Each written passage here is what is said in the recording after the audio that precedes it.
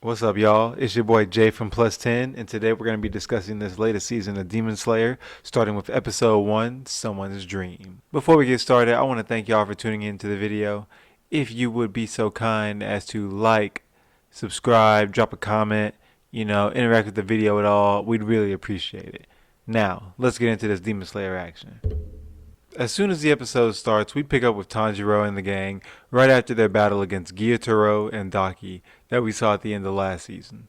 One of the Demon Slayer core members spots them and gets the results of the battle relayed back to Kaguya, who seems to be suffering more of the effects of whatever the disease is that's affecting him. So he's kind of got like it's spreading, whatever the disease is that he's struck with, that was spreading a lot.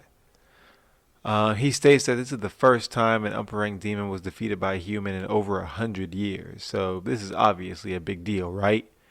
Well, it must be because we switch over to the House of the Upper Ranks, also known as the Infinity Castle, where we focus on my favorite demon, Akaza.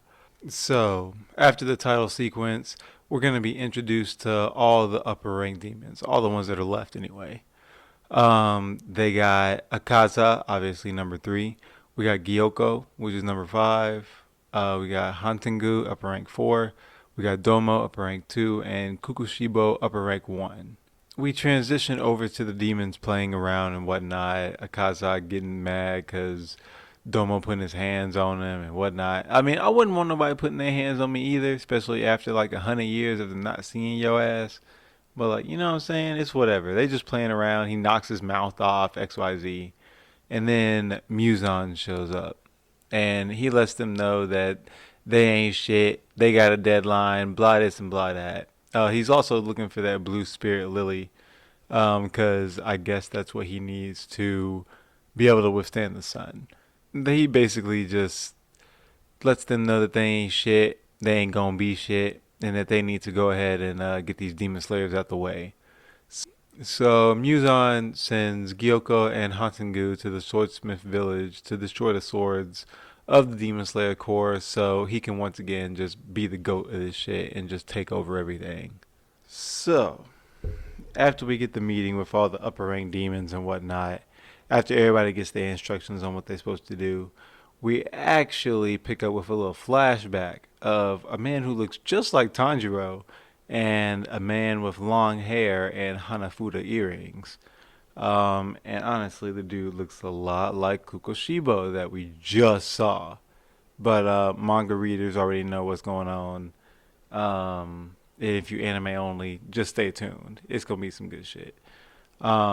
After that, though, Tanjiro wakes up from a dream, and apparently it's been 2 months since their battle in the entertainment district. After Tanjiro wakes up, we kind of pick up with Goto. He's the Kakushi, the Demon Slayer cleanup crew, and he recalls Fate always bringing him and Tanjiro always around each other.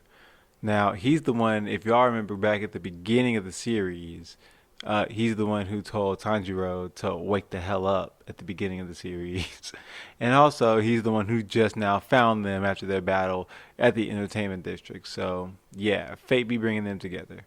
But Goto walks in with that cake, pause, and realizes that Tanjiro is awake and hilariously reacts to the surprise and tries to let everybody know. He's like, "Boy, you need to make some noise about that." La la la la la. Realizing he's not talking to like literally the quietest girl in the Hashira.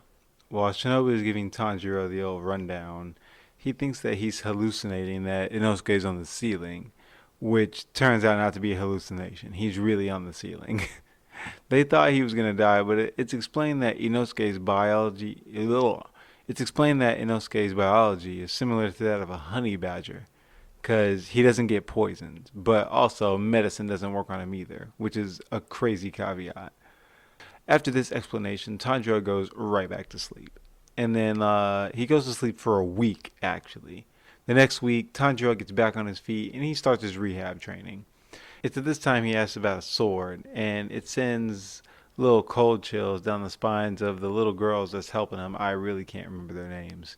And they say that he got letters from Haga Nezuka while he was asleep, and man, I'm just calling him H God, but the H guy really does not fool with Tanjiro right now. He is very bold in his statements that he ain't got no sword for Tanjiro and that he don't give a damn, he don't care, he ain't giving him no sword, none. And all because he chipped this last one. So the girl suggests that Tanjiro go directly to the swordsmith village to talk to him directly. And he follows his advice, and he gets an escort that explains that nobody really knows the path of the village because they have an intricate system of multiple paths, escorts that are also led by crows that switch out. Like they got to keep home base safe, so I totally get it. Now, when they arrive, we're introduced to Lady Kanoroji, all up in the tub, all naked and stuff, because they had to have that horny fanboy anime moment. But when we arrive, Kanroji knows that Tanjiro is there. But before they meet, Tanjiro meets with the village chief Techen to discuss his business in the village. Now, Chief Techen explains that it's Haganezuka's fault for forging a faulty sword. So that the time Tanjiro recovers, there's gonna be a new, better sword forged for him, or they're gonna take his ass back behind his shed, if you know what I mean. Like Haganezuka's gonna be like probably take the way of Old Yeller, if you know what I mean. So we pick up on our way to the Healing Springs, where we get a very good, wholesome Tanjiro moment as Kanroji comes sprinting down the stairs with the heavies just heavying. And as soon as they make contact with Tanjiro, he immediately closes her shirt so that her heavies do not spill out all over the place. She complains that somebody's up there ignoring her and canceling out all her good vibes and this and that. So Tanjiro naturally goes to investigate. Upon investigation, via a missing tooth, Tanjiro finds out that it's Genya. Genya is one of the slept-on characters of the series. He's actually cool as fuck. To be honest, I'd rather y'all watch that episode, and we're gonna get the little moments we get with Genya and Tanjiro and Kanjiro. Not Kanjiro, Kanroji. Because it's just some funny character developing stuff. Definitely go watch the episode on like Crunchyroll or something. And at the end of it, Kanroji gives Tanjiro his props for taking on an upper rank demon and living to tell the tale. She whispers to him about a secret weapon out in the village that can make him stronger. And of course, naturally, Tanjiro is going to find out exactly what it is. So the next morning, Tanjiro's got some morning breakfast, and he immediately sets forth to find whatever it is that's going to make him stronger. He goes out in the forest to find whatever weapon it is, and on his way there, he meets a small little swordsmith arguing with what appears to be another Hashira in front of a person. And it seems to be a person that he recognizes and someone that he's seen, aka from his dreams, aka Kukushibo or whatever his name is in human form. Yeah, and just like all good anime, they leave us on that cliffhanger for the final scene of the first episode. So, I'm not gonna lie to y'all, the first couple episodes, I think episodes 1, 2, 3 are kind of slow building. We're getting a lot of flashbacks, a lot of build up, but I promise y'all it gets a lot more fast paced. Go check out episode 2.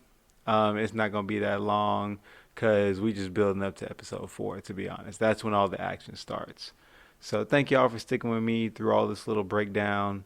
These first 2 to 3 episodes are a little slower paced, but trust me, it's just like the manga.